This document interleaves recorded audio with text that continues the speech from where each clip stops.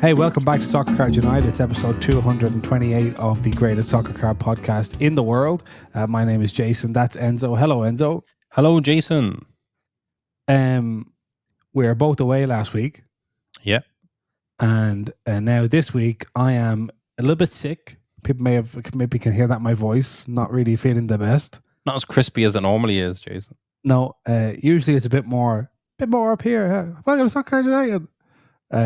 But I'm way down here in the kind of throaty kind of region, and you later on this week, tomorrow in fact, are taking a very exciting trip for the second time in a week. Yeah, I said one. See, what happened was I went on a holiday, Jason, and my brother gave me some grief. So I have an older brother, a couple of years my senior, and because we've been traveling, Jason, all around the world, as the listeners will know, and as those that follow us on Instagram, Twitter will know. We've traveled to damn near. If you hosted a card show anywhere in Europe, we've been at it. Mm-hmm. 1 year in a row, 2 years in a row, 3 years, doesn't matter. We do it. We're everywhere. We go to the United States, which we'll be doing end of July, and we'll be back again mid-August. Yeah. So what I'm saying is, Jason, we get around, the two of us. Certainly we do, yeah.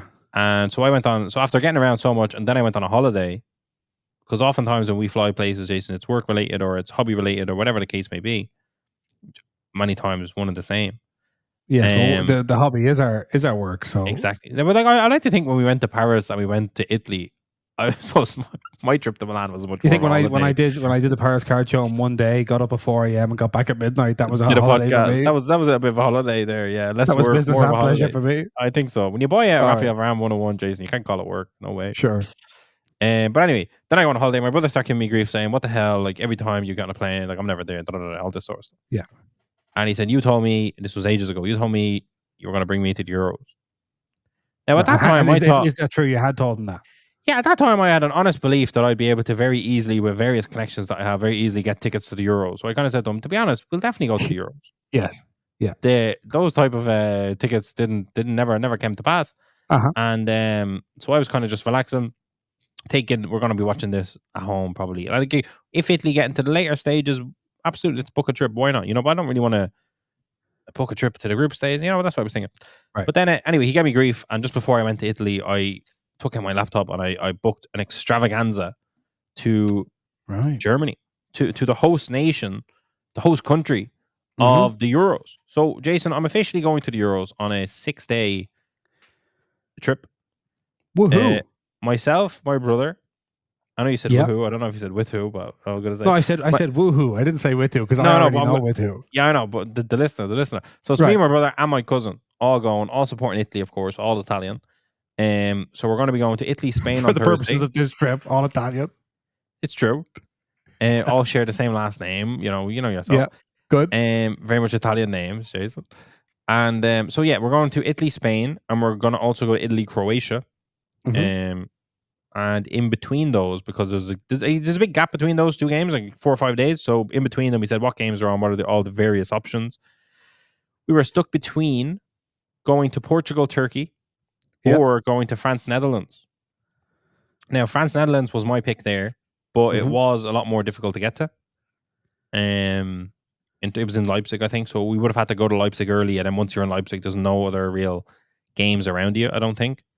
Whereas the other one's in Dortmund, and then you can kind of stick around that region. There's various games going on. We assumed there'll be more fan zones and there'll be a bit more crack. So we decided to go Portugal, Turkey.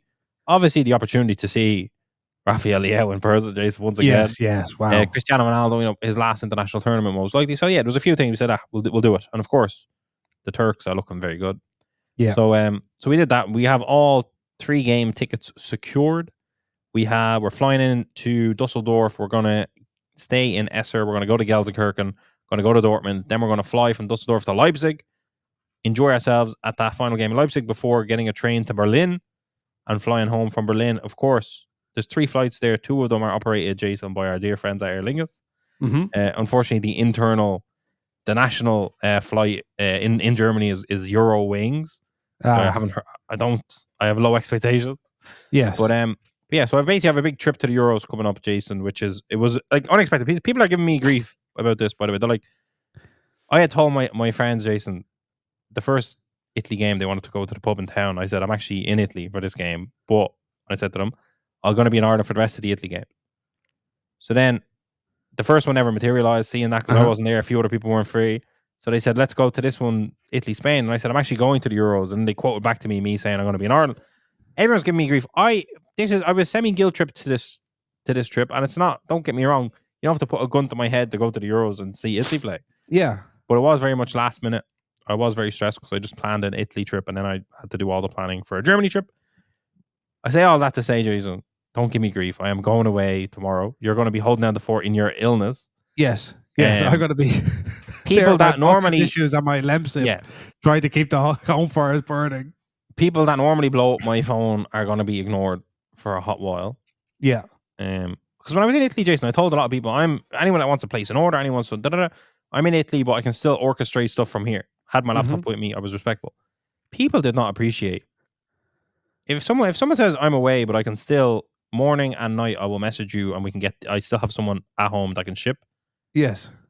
In that case, you either A, don't bother that person, or 2, if you really need to, you be concise and direct. I need this. People were trying to haggle. I know you're busy, but I've just started the tracking on my fucking camera. Oh, so I know you're busy, but if you have time, can we XYZ? Yeah, whereas people were like, all right, can you do this? And then I created an invoice. Can you actually change that invoice and do something else? And I was just like, yeah, people are crazy. So I backed off. This time, Jason, you're going to be in charge of shipping while we're away because my brother's coming with me. Yes. But yeah, I'll be sure to. I won't give you work to do. Put it that way. I don't think I'm going to give you too much work to do, Jason. I'm going to be very much. A lot of people. I don't trust the people. I'm like, I'm on holiday. I'm allowed, but just because the hobby is the hobby doesn't mean I'm not allowed to have a holiday. No, and I think you have you're talking like a persecuted man. I think there's a lot of people who have maybe been a little bit overly concerned with your movements here, there, and everywhere. Yeah. I mean, when I think about the reaction you're telling me other people have compared to my own reaction. Yeah. Like, what's the fucking problem? I'm not a. I say the guy's going to a tournament to watch his football team play. Leave him alone. Yeah. I didn't. At no point, Jason, and I don't want to have alluded to it. I know you're totally cool with it. I don't. You're more. No, I know, but I'm saying like, supportive. Yeah, I know. There's people there who are like. People are like, you're going again. I'm like, hold on a minute. Hold on a minute. Hold the horse. And they're like, and also, can I get a 20% discount on this order? No, you can't. No, you cannot. Jesus Christ Almighty. Now, speaking of the Euros, let's head over to Tops Now. Okay. Tops have been covering the Euros through Tops Now, and it's been interesting to see. Obviously, they have certain licensing issues. That's been well covered. Yes. But like, for instance, last night we saw Portugal get a last gasp winner, Francisco Conceição, versus the Czechs. What is Jason? Francisco Conceição. I know. That was goodness. I think maybe Tops they've reached the kind of delirium point of creating the Tops Now for the Euros, and they're just sitting there going Francisco Conceição. But very good. Did you see the picture that Ronaldo posted on Instagram? He went and picked up the ball after the goal was scored, and then used that on Instagram, like as if he had scored the goal. It was very good. Pepe became the oldest player ever to appear at the European Championship.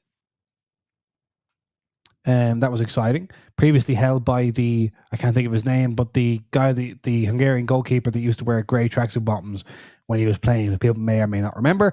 Arda Güler became the youngest player to score on his debut at the Euros when he scored for Turkey in an absolute classic versus Georgia yesterday afternoon. What a goal that was, by the way.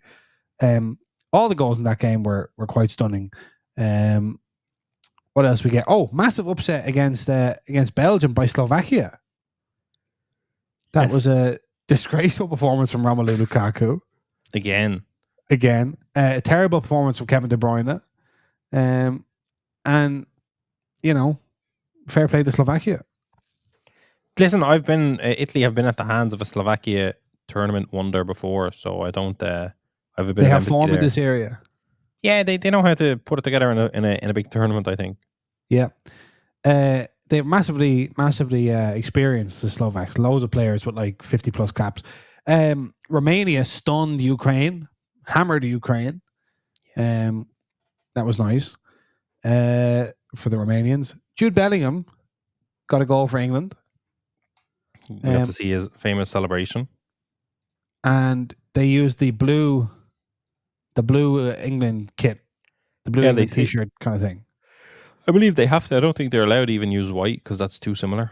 Too similar. So it's been fun to kind of have a look and see what they've been up to. In this one, where Yaman Musiala had a masterclass in the opening day, they had to take even the Euro 2024. That's weird, especially because it's in the top right corner, so it doesn't really make sense to get that rid is of it. Now hang on a second. Now, whoa. And on the trophy, and they have the official license to the Euros. Yeah, that was weird. I don't really understand what that was. Or maybe if he was standing behind some, but it makes no sense. I don't really understand.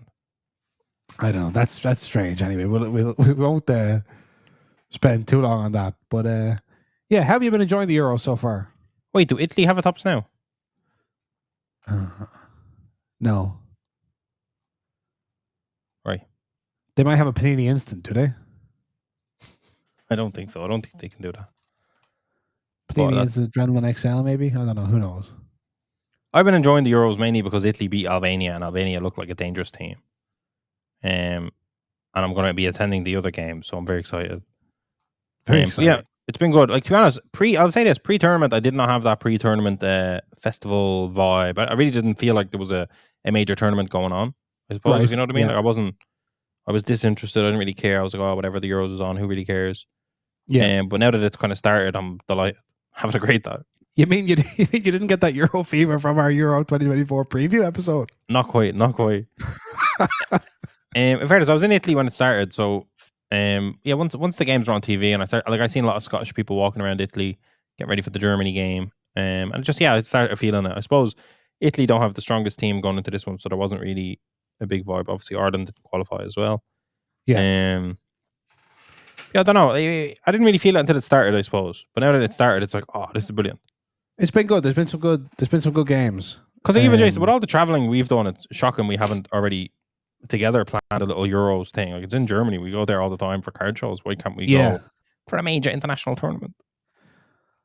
I know, but I mean, the Germans haven't been exactly covering themselves in glory. You know, all this reputation for efficiency and logistical, organizational skills, and a lot of people are saying that it's been a bit of a mess over there.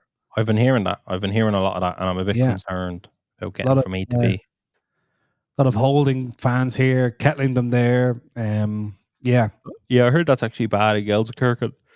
Apparently, the Schalke Stadium is actually in the middle of nowhere in Gelsenkirchen, so it's kind of like there's Gelsenkirchen and the Schalke Stadium's over here, and apparently there's trains going every 5 or 10 minutes maybe, but they have a capacity of 400. So like, so it takes a long time to empty a stadium of thousands. Apparently so, and you can't really go anywhere. That's what I was hearing. But to be honest, I always feel like I hear stuff like that, and then when I experience it myself, it's totally fine. It's not that bad. Yeah, it's like, oh, because you're stupid, you went that way. You should have just went this way. Yeah, you should have just gotten a taxi. I think also a lot of people will be going as part of big groups.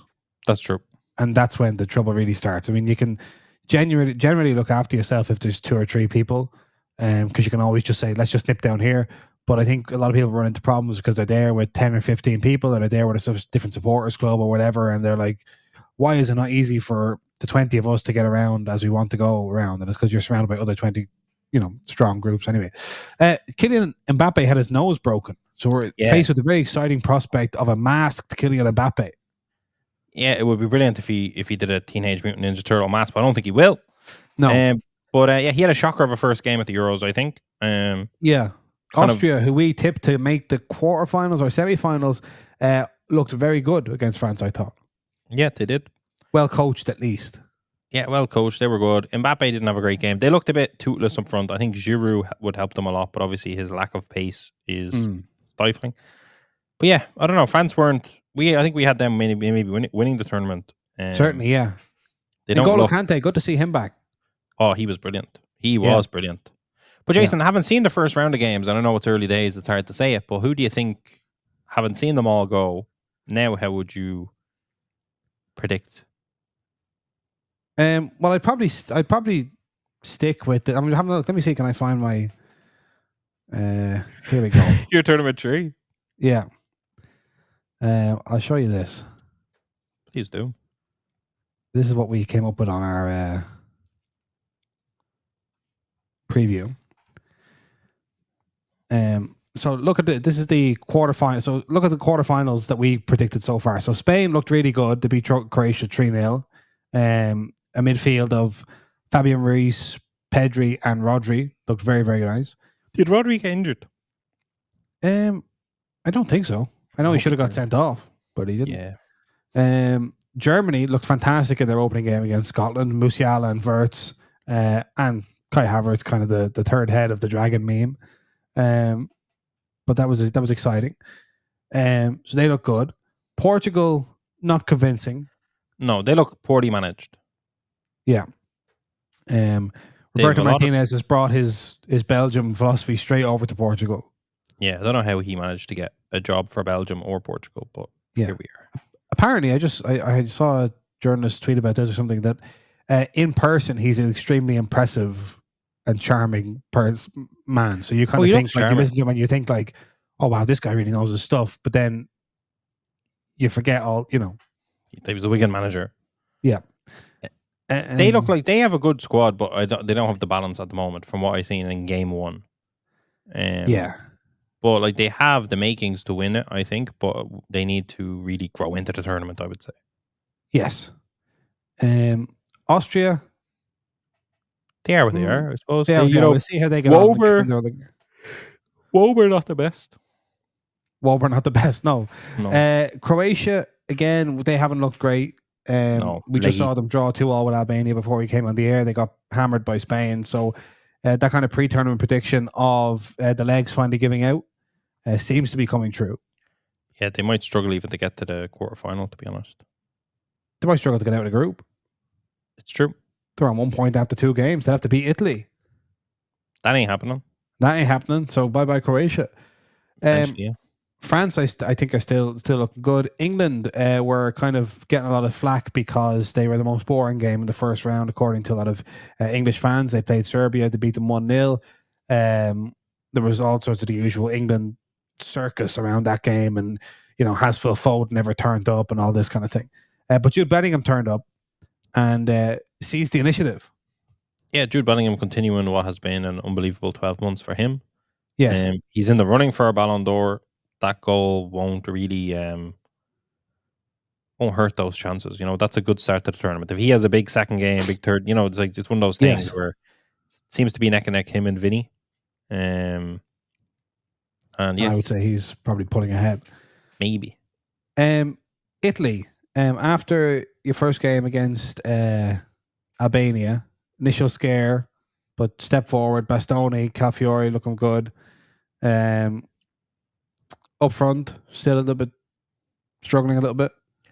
I think always good to see Chiesa fit for Italy because he was an absolute monster last tournament and he's continuing to look that way. Just a direct player that runs and runs and runs. Happy to run up the right wing and cross it with the right foot, which you don't see a lot these days, Jason. No. Barella, as much as I hate Inter, Barella incredible. Oh, he was incredible. Yeah.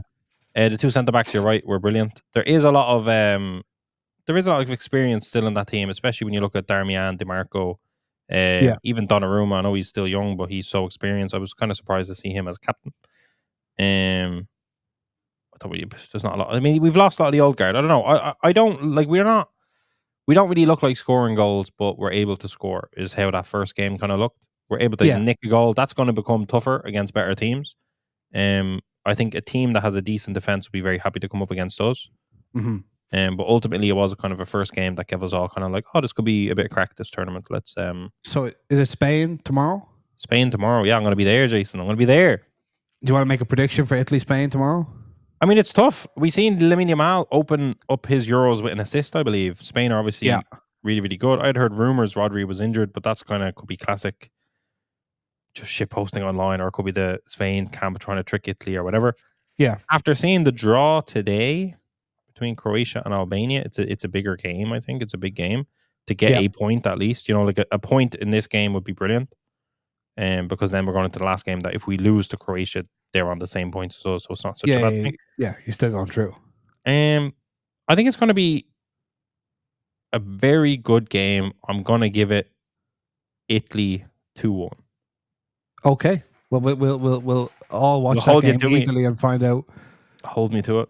hold you to it, find out what happens. But you know, I have the classic morning flight, Jason. Here's my predicament. I have the classic crack of dawn Aer Lingus flight to a European city.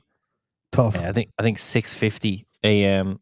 Good Lord. I know, and the game is then on at 9 p.m. because normally we'd kind of crash out. Obviously, the ideal scenario, because I feel like a seasoned traveler now, the ideal scenario is to get that nap in. Yeah, you got to get that. You got to check out the hotel, get the nap, and then head out. I'm pretty sure Germany check-in is 1 o'clock or 3 o'clock, one of those two things. So check it, like and there's obviously games on. I think England are playing in the middle of the day, 5 o'clock, 6 o'clock in Germany. My hope is to get a nap in, but if I don't, I might be at that game a bit fucking dead. Yeah.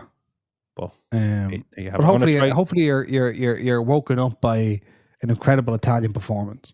That's right. The national anthem will keep me awake, no doubt about it. I'm going to definitely run around the fan zones and see what's kind of going on. I've never been to a major international tournament, Jason. This is a first for me. I don't know what to expect. I'm kind of excited. Well, we'll be very eager to hear your. I forgot my hat. I had a Euros hat, but I don't. But you forgot it. I know I forgot it. It's at home. Very sad about that.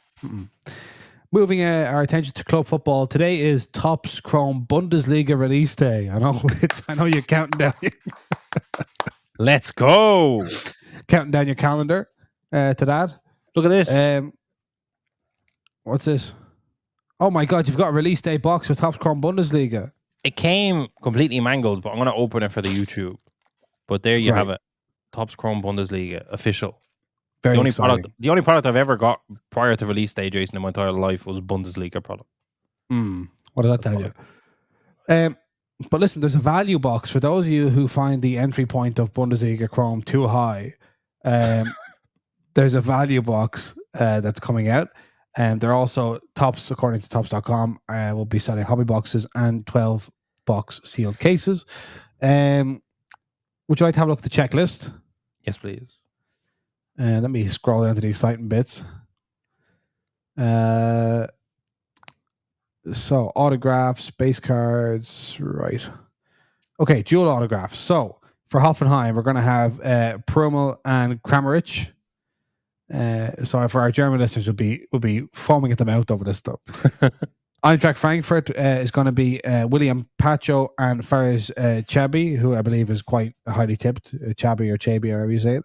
For Freiburg, Noah Atabolu and Junior Adamu, formerly of RB Salzburg. Adamu, people may remember his rookie cards.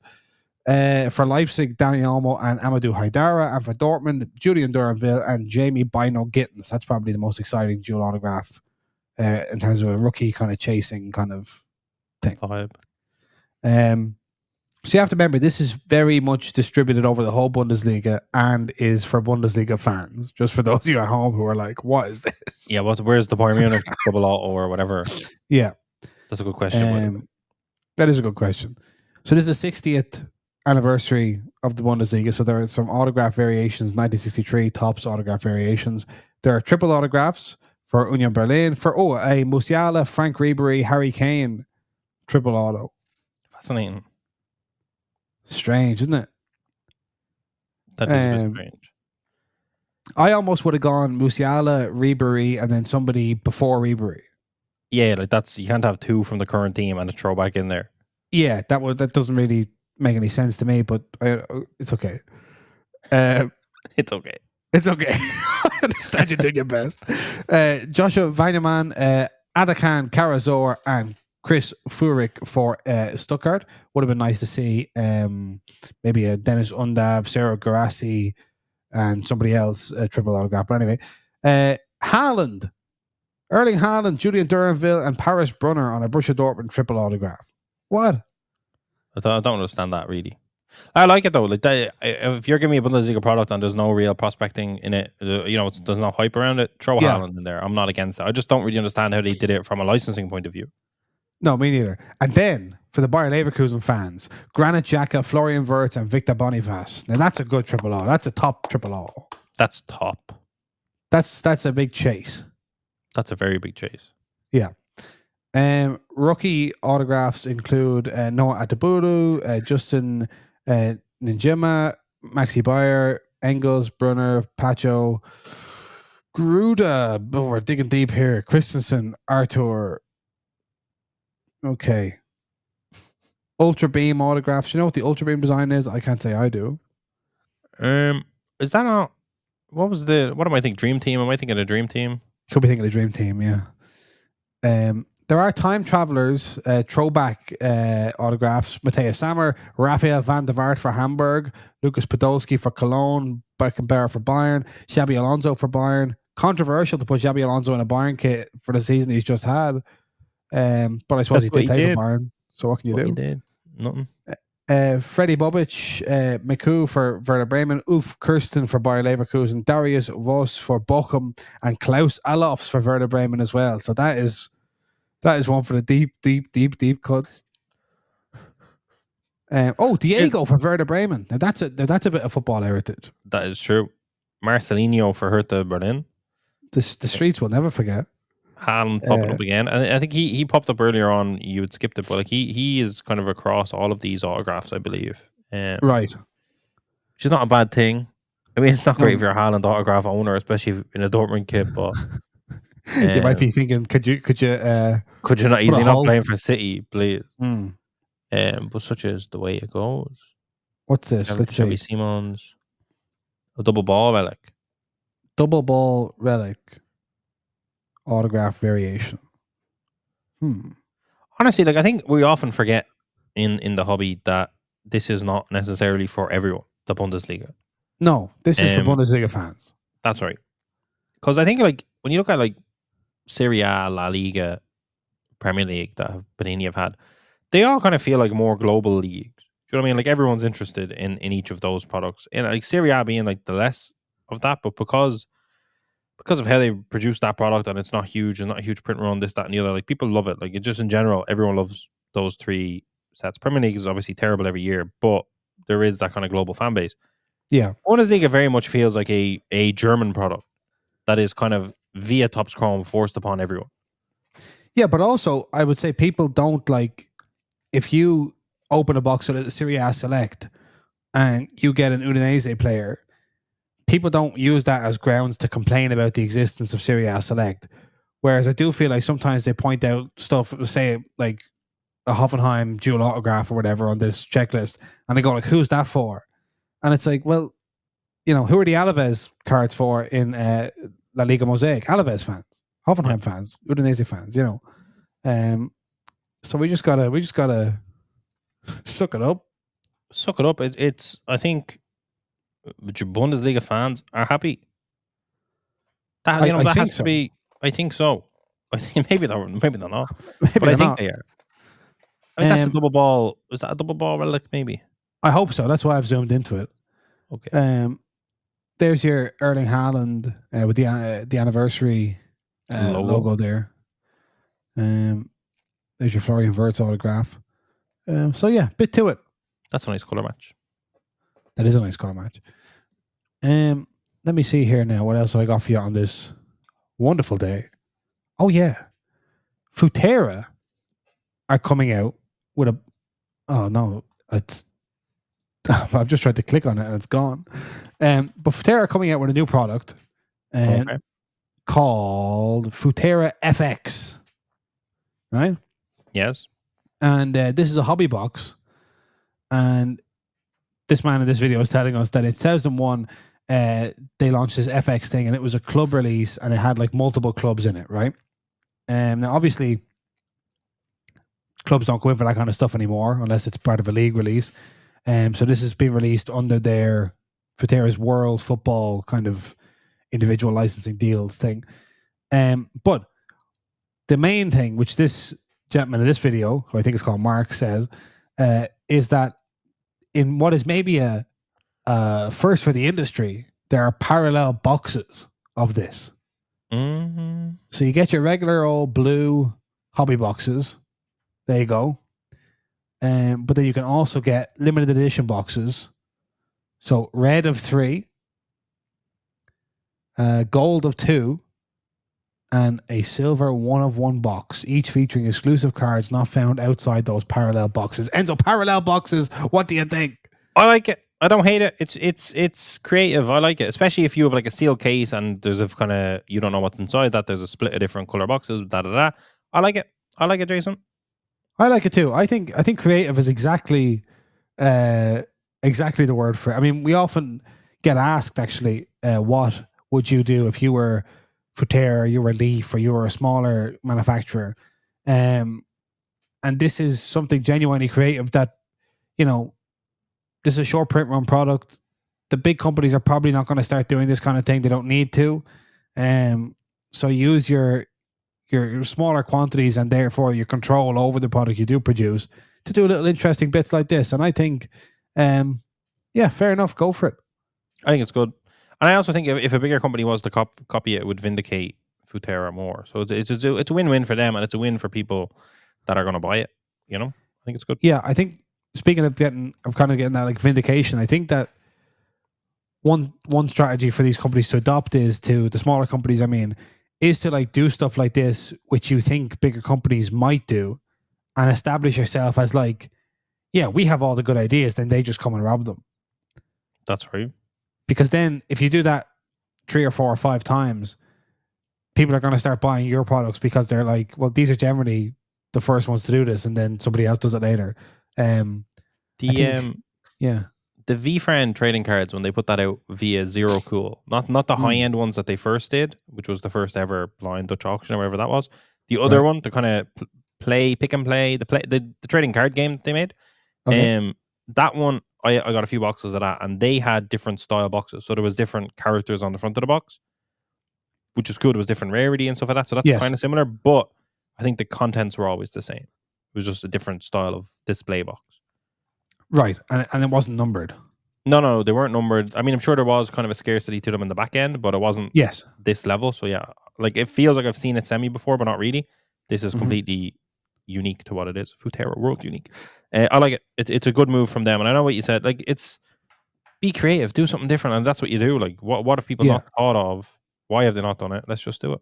Oh yeah, and what can we do as Futera that the bigger companies can't or won't do or couldn't be arsed doing, basically?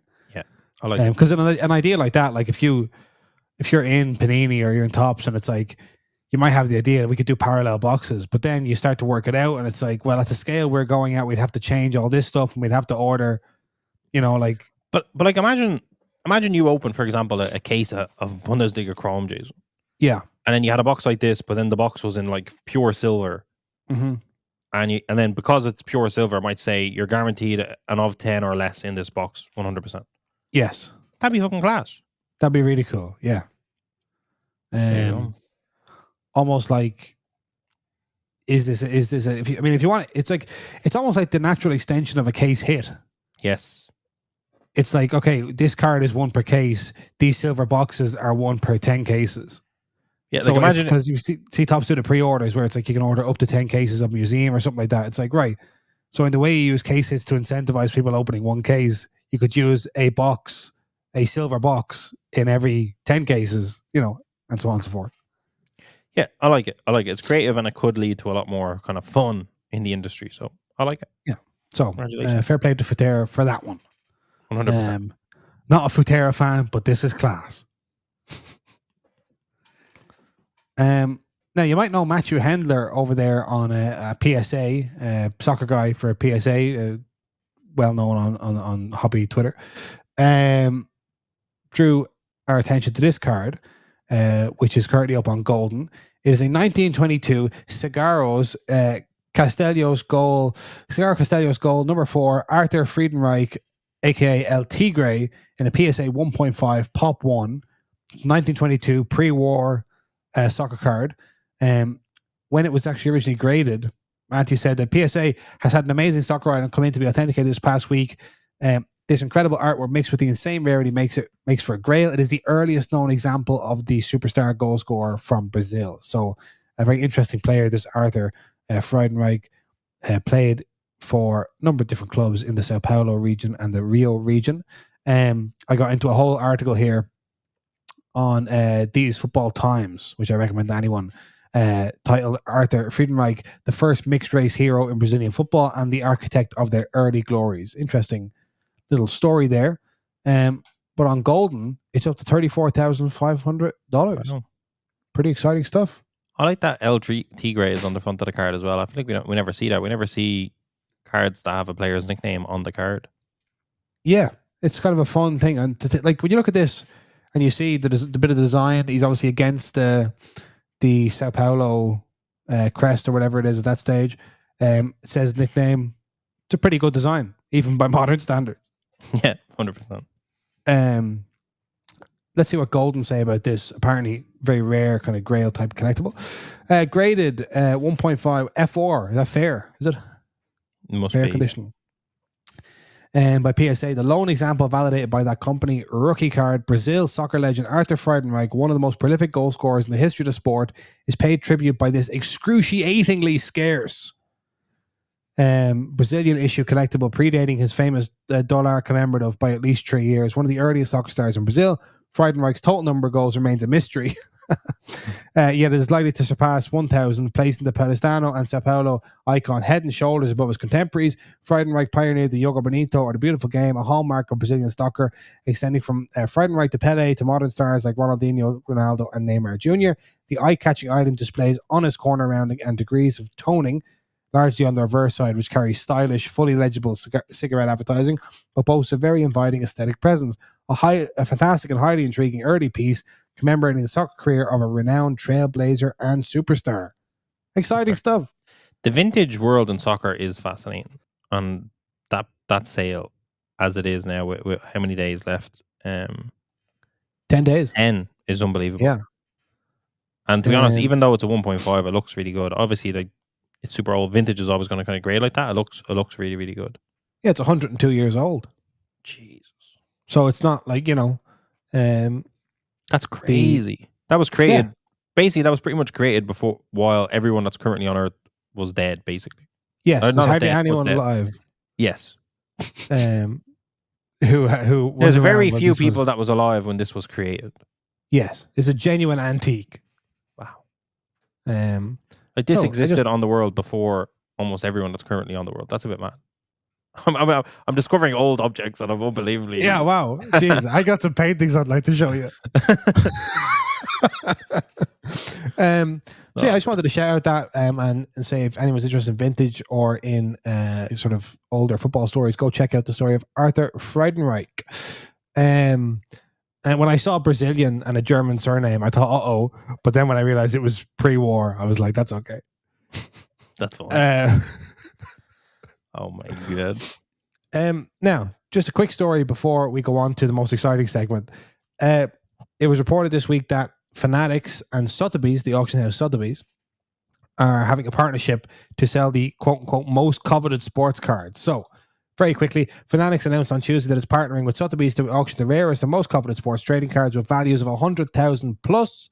Fanatics also announced a new entity, Fanatics Collect, to connect buyers and sellers of lower price cards. Fanatics Collect will replace the PWCC brand later this summer. Fanatics purchased PWCC, one of the largest sports collectibles auction houses, in May of 2023. The first card that Sotheby's has consigned for the initial auction in New York City in September is a 1948 Leaf Jackie Robinson rookie card rated in PSA 8, which is estimated to sell between $275,000 and $350,000. So, PWCC brand is on the way out. It's going to be replaced by Fanatics Collect. That's going to be their new marketplace. And they're going to partner with Sotheby's to sell their six-figure plus cards. That's the news. Can you show me that card just for a second? The Jackie there you go. Was that a license? Do we know? Well, I presume, is that Brooklyn for the Brooklyn Dodgers? Yeah, no, just it's fascinating because I'm looking at Leaf just as a slight sidetrack. I'm looking at that. That's a huge sale for a Leaf card, and I'm assuming that's company Leaf, right? Must be. Yeah. That's Leaf trading cards that we all know and love. I've seen obviously we just seen I don't know if you've seen Jason, the F1 Castle broke a box of 2006 Futera Grand Prix, which obviously has Lewis Hamilton rookie card in it, which they hit, unbelievable. Yeah, incredible. But like that card in the PSA 9 has done 300,000 plus. So I just want, like, it's just that kind of blew my brain because I'm like, we have a Futera card that has sold for an incredible price of a Lewis Hamilton that's kind of a pre-rookie because he's not an F1 in that one. Which, like, when you look at the modern F1, I'm kind of going on a tangent here. When you look at the modern F1 products, when you see like they'd have an F2 card, and then the following year maybe an F1 card, and people say that's the true rookie, and they kind of devalue the F2 that even though it came out first. Yeah, here we have like a Lewis Hamilton. Obviously, there was many years. It was such an early card. Like there's anomalies to it. But then you see a Leaf card of a Jackie Robinson do that, and it's kind of like, are those two companies super dismissed in the current hobby realm, and is there still huge opportunity maybe long term? Like you look at the Endrick rookie, Endrick pre-rookie, and it's an autograph, and is that something that could be bigger than it is? You know what I mean? Those are my I think it all comes down to rarity, and what's around. It's like this Jackie Robinson from 1948. I don't think he had other cards that were kind of competing with that in the same year or around the same year. I also think the baseball hobby is probably the most highly developed of all the hobbies and has the most intricacies and rules. It's obviously the oldest. And so sometimes I'm wary about kind of comparing it like for like with other parts of the hobby. But yeah, you're right. Like there's a lot of stuff that we consider now as like kind of unimpeachable rules of the hobby, which are really just fads or trends. Like grading companies is another one. The things swing into fashion, they swing out of fashion in 100 years. Is anyone going to care? That's fair. What we think now, or in 5 years, we might all think something different. Who knows? Yes, sorry, I didn't want to step on the PWCC news. I actually forgot that Fanatics bought them in 2023. I know that they've done so many acquisitions, but I was still. I remember a few months ago, I was thinking like, when are Fanatics going to buy like an auction house or a consignment service or whatever? Yeah, a marketplace. That's interesting. That PWCC is getting rebranded. So here's what Fanatics Collect CEO Nick Bell said. Oh, by the way, so Topps only started manufacturing sports cards in 1951. So this is the 1948 Leaf Jackie Robinson is pre-Topps. Okay. Wow. So Fanatics Collect CEO Nick Bell said this unique partnership with Sotheby's is a reflection of the elevated status and cultural impact of the hobby and gives these highly sought after cards incredible reach and visibility to potential collectors around the world. All services previously provided by PWCC, including auctions, marketplace listings, vaulting, and authentication, will now be provided under the Fanatics Collect brand. We want Fanatics Collect to be the best place to buy and sell cards. Our fixed price marketplace naturally lends itself to lower to mid-tier price points. The goal is to take stress out of selling both for individual collectors and large consigners and dealers. It launches with a reimagined fixed price marketplace experience in addition to weekly and monthly auctions.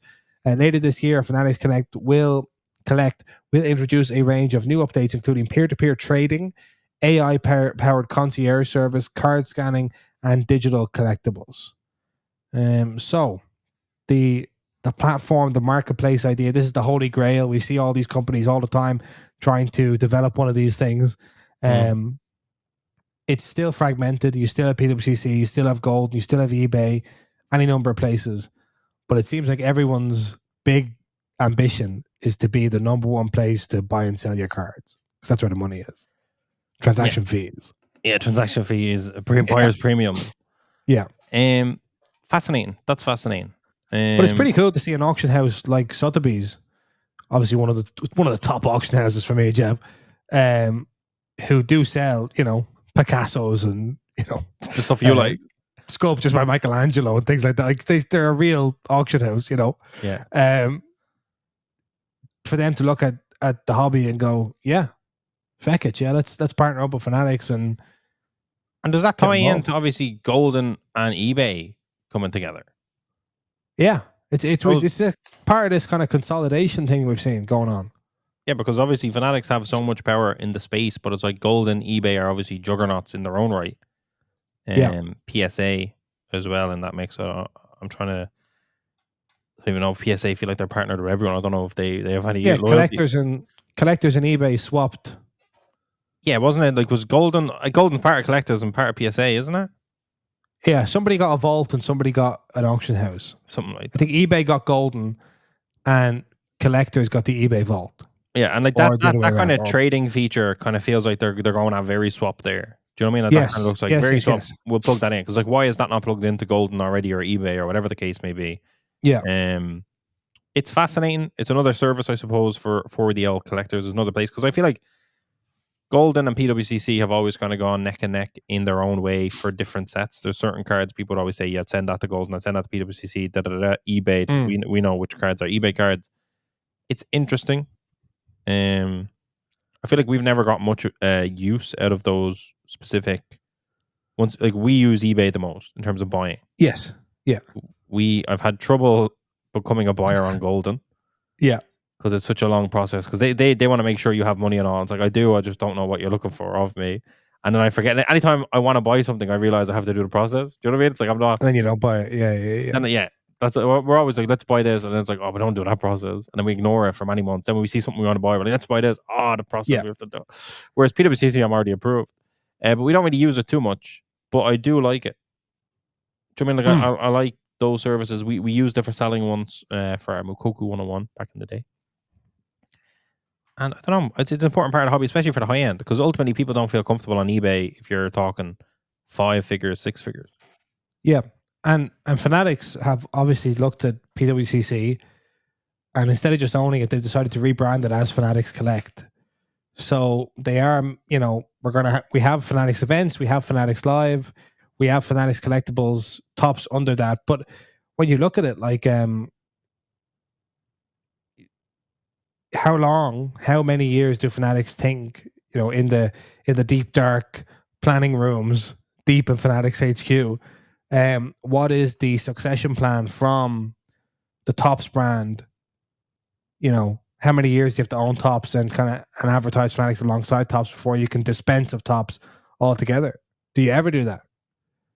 Hard to know. Probably not. Hard to know.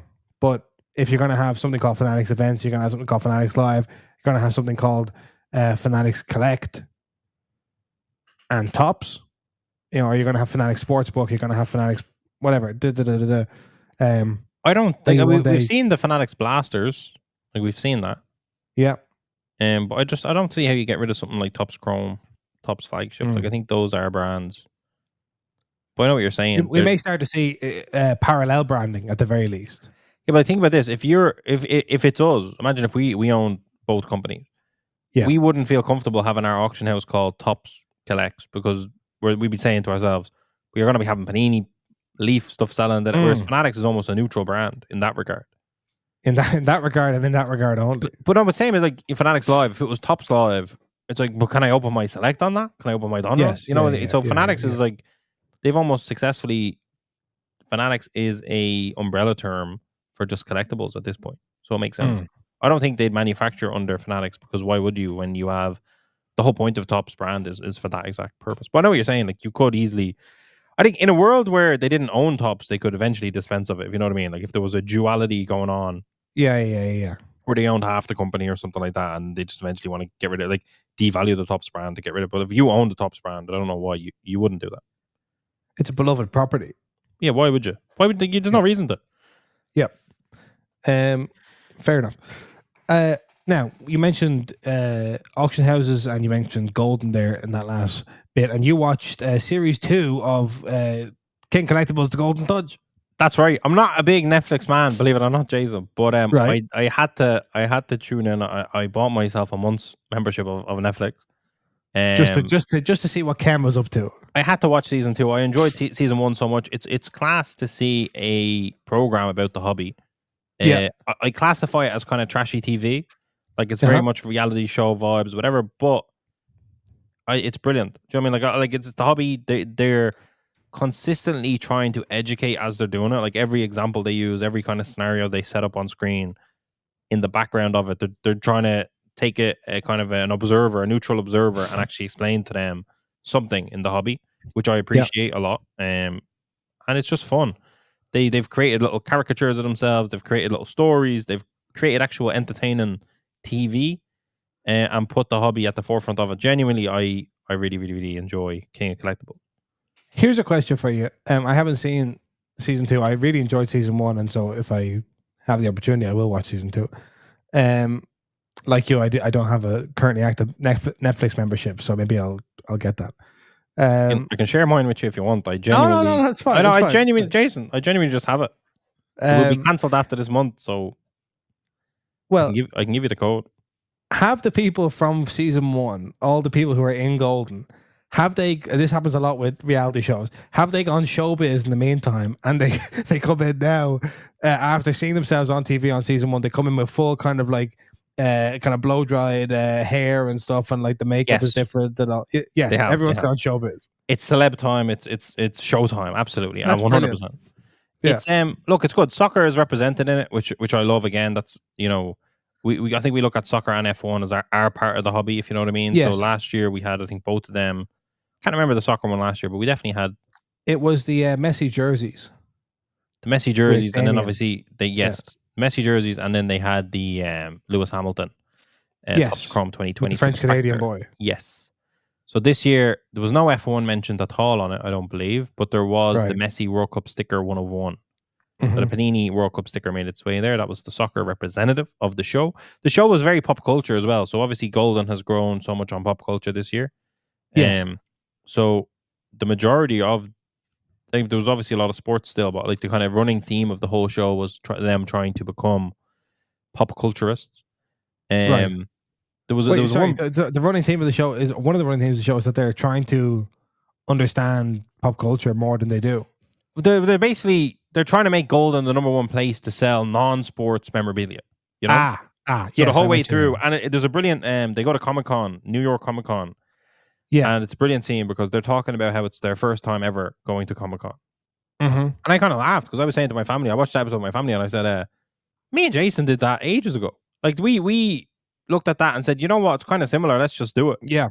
And then here you have Golden, within the last 12 months, whenever they recorded it, going, we're Golden. We've been in this industry for how many bajillion years, since 2011 or something. And they're like, we're going to, for the first time ever, go to Comic-Con. And it kind of made me feel good about ourselves a little bit, Jason. Although they went there to try to get consignments of comics and Pokemon and stuff like that. We went and set up a table full of sports cards. Yes, and took a lot of abuse. Yeah, we took a lot of it. We did it wrong. But we still did it. And obviously we had our non-sports, our Star Wars, Stranger Things. Yes. But I just felt good about that. Ken is a superstar as ever. Yeah, how is Ken like unbelievable season? Better than he's ever been. Blockbuster. Absolutely, still at the top of his game. Yeah, 100%. Unbelievable. I love him. I love him so much. I think early on as well, Jason, I give it to us. Early on, we caricatured Ken. We always used to talk about. We recognized him as a character, I think, before even they. Yeah, I think so, and I love that. But yeah, they absolutely play on it. It's brilliant. He's very fun. It's fun. He makes it really fun. He's a bit of crack. Educational as well. His hair's a little bit darker in this. He's very confident. He's very much like, I'm the man. Like he's kind of eating it, leaning into that, which is, I think it's fun. Any baseball bat sightings? There was a lot of baseball bat signings. Right. Yeah. I think I seen it. It might have been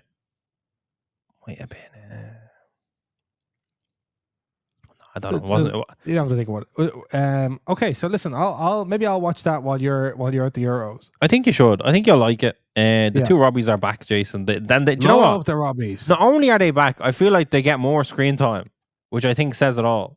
Because they were a hit. They're a massive hit. Also identified that a big hit. Yeah. Ken, bring us on as producers. Come on. Yeah, come on. I think most of the cast, if not all of the cast, are back, which is good to see. But yeah, it was good. It was genuinely great, and I'm excited that I think they're pretty sure season 3 is already kind of locked in, that they've agreed to that. So now it's brilliant. I think it's brilliant to the daytime Emmys. Yeah, and they've gone up. I think they're like in the top 10 of a lot of the kind of Netflixes or whatever. So like I think like there you go. If you're looking at potential hobby growth, I think there's definitely people watching this that have no idea what it is. Yeah. They have completely scripted it in such a way that a lot of it is educational. Yeah. And to be honest, like if someone wants to ask me what I'm doing and they have enough time to watch 2 seasons of this, I would point them towards it because it does cover a lot of what we do. Do you know what I mean? In terms of like, what is the hobby? It's that like when they were at Comic-Con, I was saying to my mother, I'm like, that's kind of like the National when we go to the National. It's kind of that vibe. Yeah. Yeah. It's close enough that it basically gets the message across. Yeah, that's what I mean. So I don't know, it was just good. So you'd recommend to anyone out there who's listening, if you're struggling to explain the hobby to people, friends, family, co-workers, loved ones, fire up Netflix, show them King of Collectibles, and let Ken worry about the rest. It's a bit of crack. It's a little bit trashy, but just watch it and have a bit of fun. Like, don't take it so serious and just enjoy it. For God's sake, lighten up. Yeah, that's it. Like, it's a bit like there's a few kind of, there's more of a kind of Ken and his daughter, and I didn't like that in season 1. Season 2, I'm also like, I don't really care about this. Yes. But it's at the same time, it's like it's grand. Do you know what I mean? Like it's a bit of fun. I like it. Yeah. It was good. Okay, I good. enjoyed it. I got through all 8 episodes very fast. And yeah, I recommend it. It was good crack. I don't see it as a negative at all for the L hobby. It's a bit of fun. Right. I'm sad it's Right. over. Do you know, I do enjoy it. Bring on season 3. Good thing you have the Euros to keep you entertained. That's right. Yeah, It's been a good year, Jason. It's been a good year. A good year, yeah. Listen, that's it for us. We're back. I think we'll come back next Wednesday when Enzo's back from the Euros. Enzo, in the meantime, sure you'll be instead of enjoying yourself, you'll be all over social media posting about your Euros experience. I have a little post up of the games I'm going to be at, and once I kind of depart and I have my little jersey on, I'm going to put a photo of me, and it'll be a carousel showing the 3 games I'm at, and then I'm going to come back and complain if I got bothered at any of those games, Jason, as if it wasn't my Lovely own stuff. fault. Well, have a great time. Forza Italia and all that. Yeah, we can do it. We can do it. All right. See you later.